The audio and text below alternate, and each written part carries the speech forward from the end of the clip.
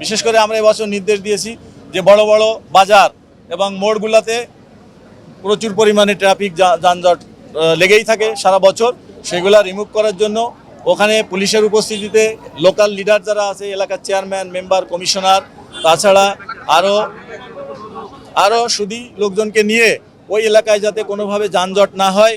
এবং আমাদের এখানে উপস্থিত আছে আমাদের সড়ক পরিবহন মালিক সমিতির নেতৃবৃন্দ, তাদেরকেও রিকোয়েস্ট করেছি যে আমাদের এই যারা গাড়ির সাথে রিলেটেড ড্রাইভার, হেল্পার, ওনারা অল্প শিক্ষিত, অর্ধশিক্ষিত লোকজনই বেশি এই পেশায় জড়িত।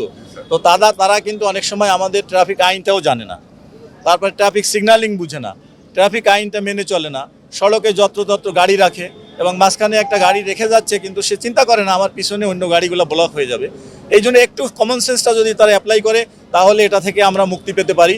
এই জন্য আমি আপনাদেরকে রিকোয়েস্ট অলরেডি বলেছি যে আপনারা একটা প্যাকেজ প্রোগ্রাম নেন, যে তাদেরকে মোটিভেশনাল প্রোগ্রাম, ট্রাফিক আইনটা শিক্ষা দেওয়া, তারপরে ফিডার রোড থেকে যখন গাড়িটা উঠবে অগ্রাধিকার কার, মেইন রোডের, এই জিনিসগুলো আমরা বুঝি না। দেখেন জেব্রা ক্রসিংয়ে গাড়িটা এসে জেব্রা ক্রসিংটা বন্ধ করে, ওই জেব্রা ক্রসিংটা পথচারী পারাপারের জন্য, অথচ পৃথিবীর সকল দেশে জেব্রা ক্রসিংটার পিছনে ডেড স্টপ হয় গাড়ি সবসময়। এটা আমরা কেউই মানি না। এখনই দেখেন আমরা এই সড়কটা ক্লিন করতে আসছি, কিন্তু আমাদের সাংবাদিক ভাইদের গাড়ি, পুলিশের গাড়ি, তারাও কিন্তু জায়গার অভাবে তো গাড়িটা এক লাইনে, সিঙ্গেল লাইনে না রেখে রাস্তা অর্ধেক বন্ধ করে ফেলছে।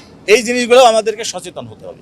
এটা যদি আমরা বিবেক থেকে নিজের বিবেক অ্যাপ্লাই না করি তাহলে কিন্তু হবে না। আপনারা এটা নেগেটিভলি নিচ্ছেন কেন? Take it positive. আপনারা সব কিছু পজিটিভলি চিন্তা করেন। এখানে আইন শৃঙ্খলাও জড়িত, এখানে আপনার মাদক সেবীরা আছে, তারপরে আপনারা ছিনতাইকারী আছে, সব ধরনের লোকই আছে। এই জন্য আমি এবার সারা বাংলাদেশে সকল ইউনিটকে বলে দিয়েছি, শুধু ট্রাফিক নয়, এই ঈদযাত্রা সুষ্ঠু সুন্দর করার জন্য সকল ইউনিটের অফিসাররা এবং ফোর্স এখানে ডিপ্লয় থাকবে, সব সারা বাংলাদেশে সব জায়গাতে। আইন না জানাও কিন্তু একটা অপরাধ, এটা কি জানেন আপনারা? জানানোর দায়িত্ব আপনার নিজে জানবেন, আপনি আইন পড়বেন, প্রচলিত দেশের আইন জানা এজ এ নাগরিক হিসাবে এটা তো আপনার citizen right. First and foremost duty, আপনাকে আইন জানতে হবে। আপনি জানেন না বলে এসে বলবেন যে আমি এটা জানতাম না, এটা তো কোনো অজুহাত মানা হবে না।